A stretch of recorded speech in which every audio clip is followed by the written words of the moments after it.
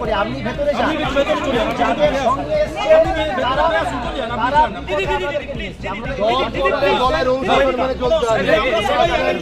বিজেপির মধ্যে থেকে বিজেপির বিরুদ্ধে কাজ করলে চলে না।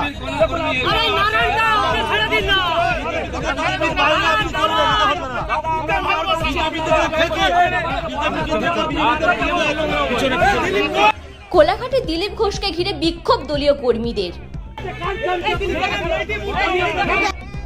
সস্ত্রীক দিলীপ ঘোষ দীঘা সফর শেষ করে পূর্ব মেদিনীপুরের কোলাঘাটের বর্দাবার এলাকায় বিজেপি কর্মীর বাড়িতে দুপুরের আহার খাওয়ার জন্য এসেছিলেন।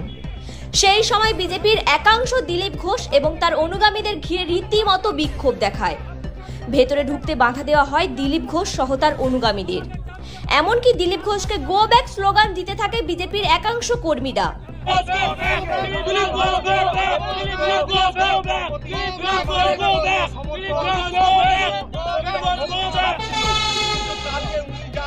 2019 সালে প্রথম যখন মেছেদাতে আসে আমি 60,000 টাকা তুলে দিয়েছিলাম এই প্রোগ্রাম হওয়ার জন্য, এই দিলীপদার জন্য। আমরা রক্ত দিয়েছি। কালকে দিলীপদা যে ব্যবহার করেছে আমাদের কর্মীরা সবাই দুঃখিত, সবাই দুঃখিত। আমরা এই দিলীপদার প্রতি আমাদের কাল পর্যন্ত শ্রদ্ধা, ভক্তি, সম্মান সব ছিল, কিন্তু কালকের পর সব ধুয়ে মুছে একাকার হয়ে গেছে, একাকার হয়ে গেছে। আমরা দিলীপ ঘোষকে আমাদের লিডার মানি না। যদি কেন্দ্রও চাপি দেয় আমরা মানি না, এই দিলীপ ঘোষকে আমাদের লিডার মানি না। এদিন দলীয় কর্মী কমলেশ কান্ডারের বাড়িতে দুপুরের আহার গ্রহণ করতে এসেছিলেন দিলীপ ঘোষ এবং তার স্ত্রী। এই ব্যবস্থা করেছিলেন বিজেপির নেতা নারায়ণ মাইতি।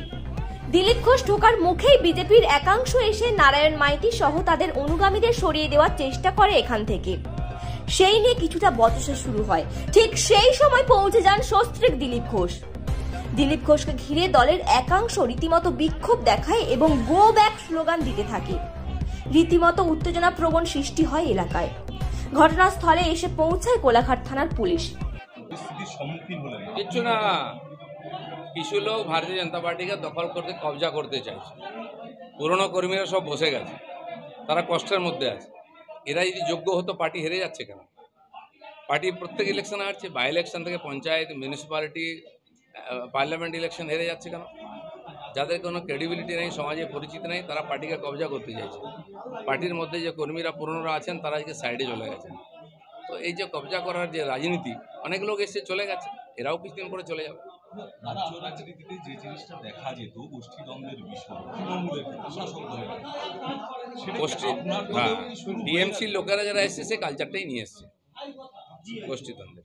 পার্টিতে বিজেপির মধ্যে সবাই আদর্শবাদী, কোনো গোষ্ঠীদ্বন্দ্ব নেই, এখানে কোনো ব্যক্তি পূজা হয় না।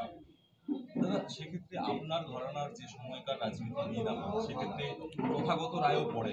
তিনি আজকে একরকম তথাগত রায় কি করেছেন? একটা পঞ্চায়েত জিতেছেন, পার্টিকে কি দিয়েছেন? একটা কাউন্সিলর জিতাতে পেরেছেন?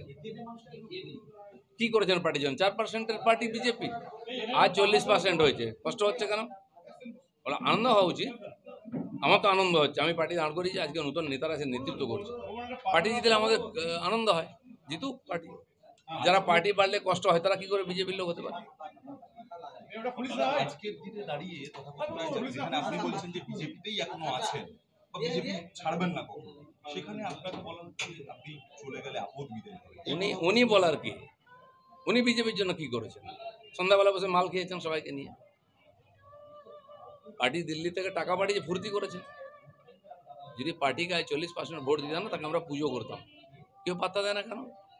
তার কথা কি গুরুত্ব আছে? খুব বেশি কর্মী সমর্থক এখানে উপস্থিত হয়, অথচ তারপরে আপনাকে বাধা দেওয়ার চেষ্টা করা হয়। না, কিছু লোক আছে যারা, বললাম না, পার্টিকে কবজা করতে এসে নতুন নতুন বিজেপি হয়েছে, তারা একটু ঝামেলা করার চেষ্টা করছে। এটা হবে না। আমরা রক্ত দিয়ে, ঘাম দিয়ে পার্টি দাঁড় করিয়েছি। লক্ষ লক্ষ কর্মী বাড়িতে বসে আছে, এরাই কাজ করতে দিচ্ছে না। তারা কিন্তু বিজেপি ছাড়েনি, তারাই বিজেপিকে জেতাবে। সাধারণ মানুষ ওই লোকগুলোকেই বিশ্বাস করে, তারা কি অরিজিনাল বিজেপি করে।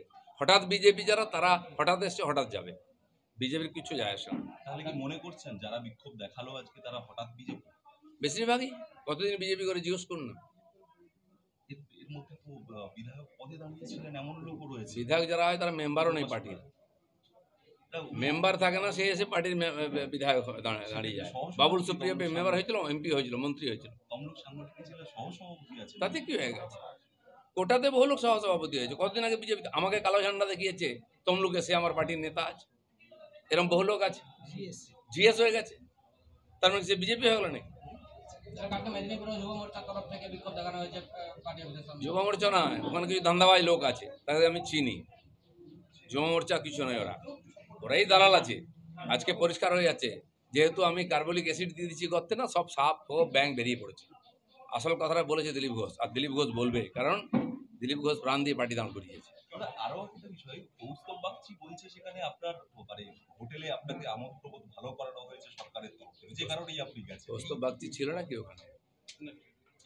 কৌস্তব বাগচি কি করেছে? কে পাত্তা দেয়? কোন পার্টি থেকে এসেছে? হঠাৎ বিজেপি 4 দিন এসে গামছা বেঁধে নেতাগিরি হয়ে গেল। সে জানে দিলীপ ঘোষ কি খায়, কোথায় থাকে। যাদের সঙ্গে থেকেছ সেই কালচার নিয়ে থাকো।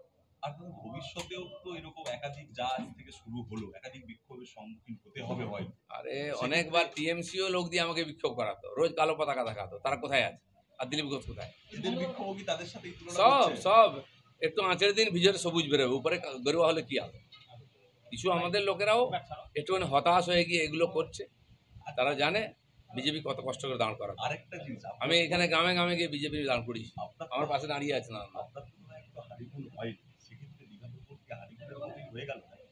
হানিমুনের কি আছে? বাচ্চা ছেলে নাকি?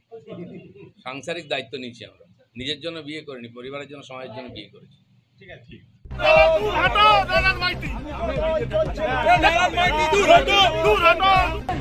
আপনি ভেতরে যান, আপনি অতিথি, আপনি মহিলা, আমরা মায়েদের সম্মান করি, আপনি ভেতরে যান। যাদের সঙ্গে এসেছেন তারা দলের অনুসরণ মানে চলতে হবে।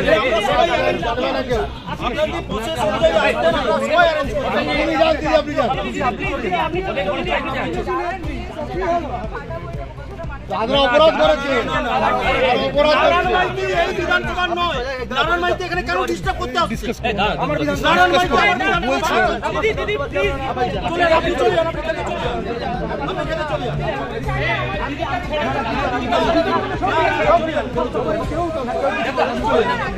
পার্টির মধ্যে 3টে লাইন চলছে।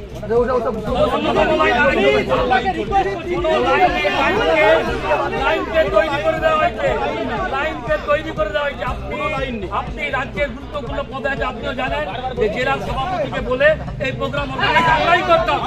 আপনি সিস্টেমের বাইরে যাচ্ছেন, এই কথাটা